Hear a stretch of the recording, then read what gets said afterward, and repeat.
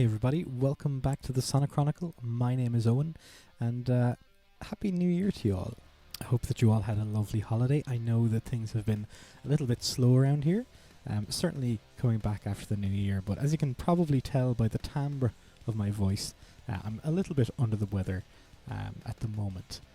And that's just something that has never really let up over the course of December, which is why things have been quite slow around Chronicle Towers. With that said, I did want to come back and have a little bit of a chat a little bit about 2024, how things went with the channel there in terms of growth and in terms of what we achieved and what we did. We did some cool stuff, which I'll get into, and talk very briefly about any kind of goals or ambitions for 2025 for the channel. A quick shout out to the person who commented on my old YouTube channel saying that, this one, give it up, don't worry about it, it's not as good as the old one, I should come back and start making content over there again. If you are watching this, it's not happening, dude, I appreciate it, but this is where I live now, this is it. Alright, so first things first, let's look at some stats here. So over the course of 2024, from the 1st of January through to the 31st of December, as has passed, my videos got 15,504 views across the entirety of 2024. For me, given the number of subscribers that I have, and the number of returning subscribers that I have, which is a whole other stat and a whole other interesting stat, that's pretty good. I'm okay with that. I'm happy with that. 15,500 across an entire year. Not bad. Not bad for someone who still has less than 100 subscribers, in my opinion. Scrolling down a little bit here, we can see that there are some massive peaks where there's hundreds of views at a time. We had some mild success way back towards the beginning of the year, but then we had some big successes, some big wins around here, around September. Yeah, 700, nearly 800 streams or views that day. And over the course of the year, 15,500 views, 405 hours of watch time. Pretty good. And 62 subscribers, which, again, I'm very happy with. So if we look at the number of subscribers that we had coming into this year, then we had like 27 coming into 2024. Now we're at 89, 138% increase. Now, I'm still pretty happy with that. We're below 100 subscribers still.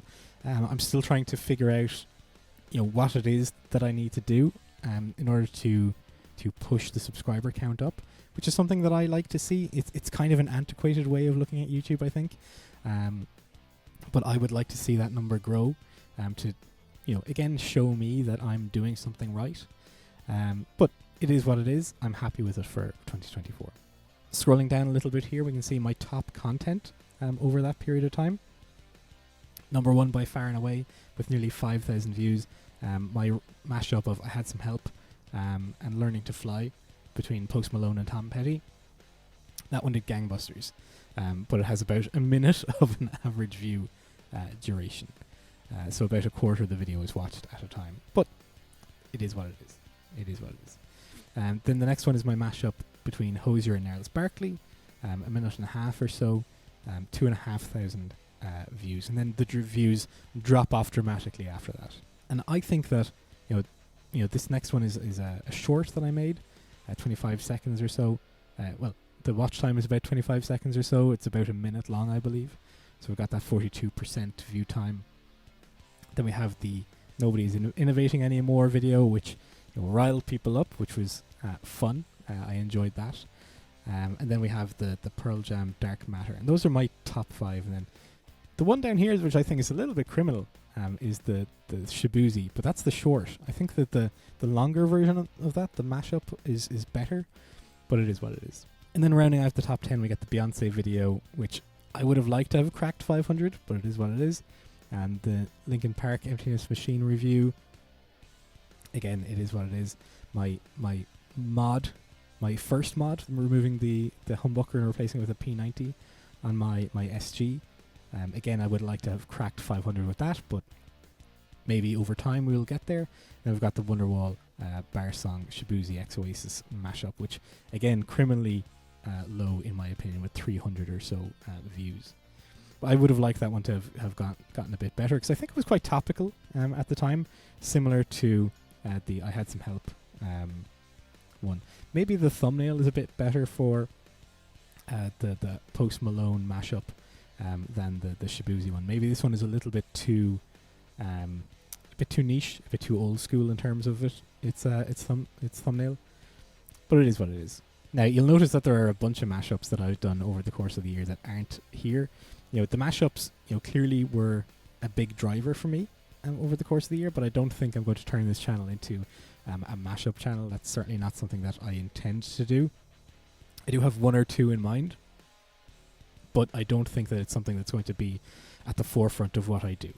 I think that, these two were my earliest ones, which is great. This one, I think, had some making up of ground to do, because I think some of the other ones weren't quite of the same quality of these two, which, it is what it is. I needed to... I thought that they were quite good at the time, but then listening back recently, not as good. But sure, look, that's how it goes sometimes. In terms of my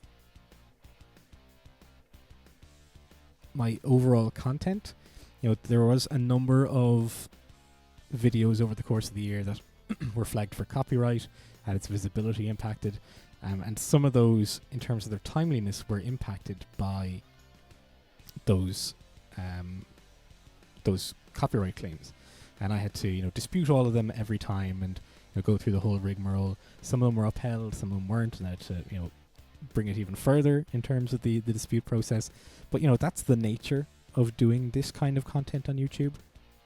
You're going to have to kind of deal with that every now and again. In terms of the content itself and what I've released, the things that I am the most proud of are absolutely the Casually in Conversation podcast. Having those conversations with wonderful artists, wonderful musicians, in a variety of stages of their careers has been the most rewarding part of doing this, and that's something that I really want to lean into in 2025. I am already in conversations with someone for my first one of 2025, and I think that it's quite exciting. It's something slightly different to what I have done previously with the Casually in Conversation series, but you'll have to stick around and maybe subscribe to see what that looks like in the future. There are a few other people that I would like to have on the docket, aside from that one person that I was referring to a moment ago, that I think will bring very interesting viewpoints and will be able to provide insights in terms of getting your music on the radio and getting it across the globe and things like that. But nothing is locked in that regard just yet. So I do have some negotiating to do with some people on that. But for me, the biggest win of the Casually in Conversation series from last year was having a conversation with Ro. Ro was someone that I wanted to have on the show very early last year. Some of you who have been around for a long time might remember that I actually started the Casually in Conversation series in 2023. I started recording the interviews and I released them week on week across 6 weeks or 5 weeks early in the year last year, and then the rest of them, the other 5 or the 4, came about sporadically over the course of the year and were released when they were recorded.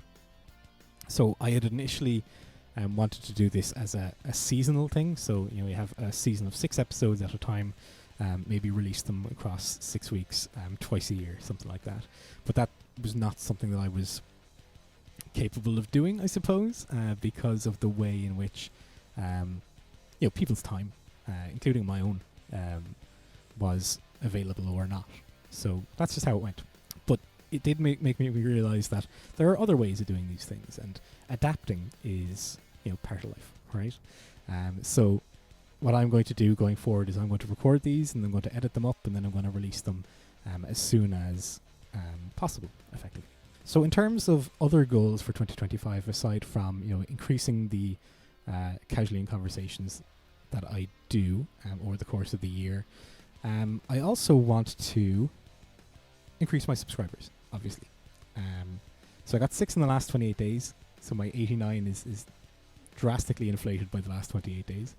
I want to, obviously, I'm going to be very meager and say I want to get over 100 in the next year, but let's be a little bit more ambitious, right? Let's improve on this year. Let's go, I want to get more than 200 subscribers by the end of 2025. Because without ambition, what are we? So the way that I think that this works, and look, maybe I'm completely wrong, I need to do some research into this as to how you get people to hit that subscribe button. Share stuff, right? I'm going to try and get maybe a little bit more accessible in terms of maybe some of the people that I deal with in terms of casual conversation. As I mentioned earlier, I was really, really lucky and really fortunate to get Ro to agree to have a chat with me. She's brilliant. She's quite high profile. And, I think some of the subscribers came from that, which is great, right? And I'm hoping that, having those kinds of conversations with people who are a little bit more high profile will open the doors for other high profile conversations in the future, which would be great. If it doesn't happen that way, then that's okay as well. But I'm hoping that that's the case. I did actually get a number of subscribers from the mashups as well, so maybe I'll do a couple of them over the course of the year as well. As I said, I've got one or two in mind, but I wouldn't be holding my breath for those to get done in the short term. I can barely do this kind of stuff at the moment. But sure, look, maybe over the coming weeks I will get some time slot into my calendar to sit down and play around with a couple of songs and remove some background audio and stuff like that.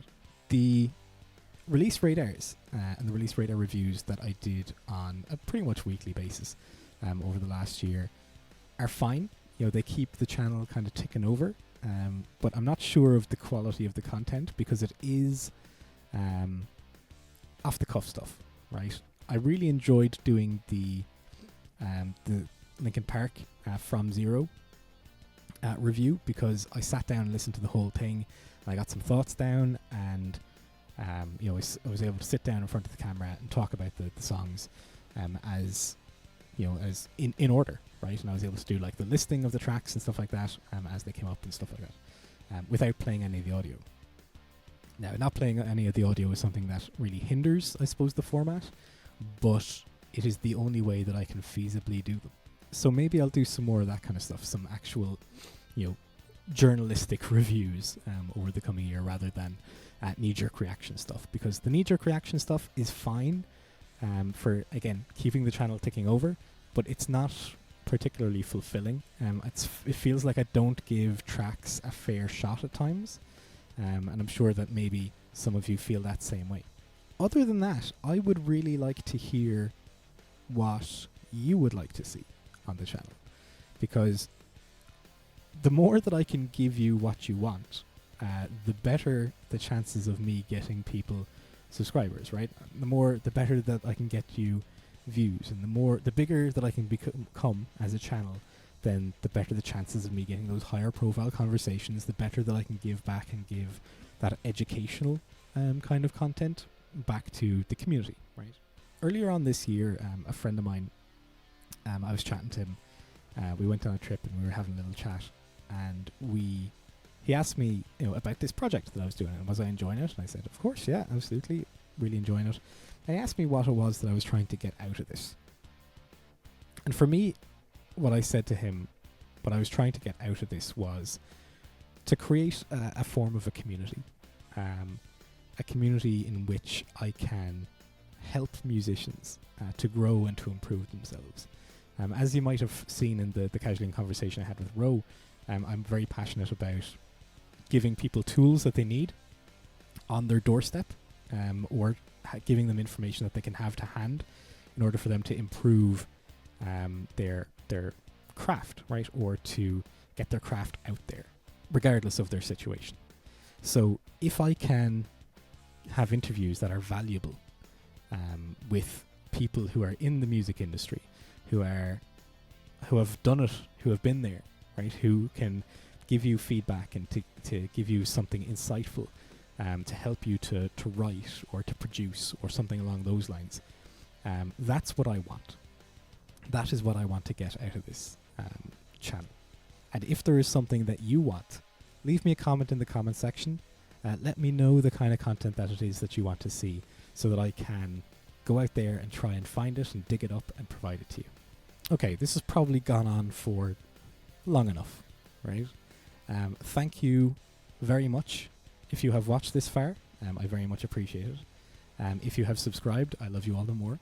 If you haven't and are now about to, you are absolutely adored, okay? But thank you very much for giving up some of your time to watch this video. Again, if you have any comments of content that you want to see in the future, leave me a comment in the comment section below. Subscribe if you want to see more of what I do in the future. And like this video to tell YouTube that this is something that you enjoyed. And maybe it'll push it to other people, and maybe those people will subscribe as well. And maybe we'll start to build this community brick by brick together. Thanks again for your time. Have a lovely New Year's week. And I will see you again in the next video. Bye-bye.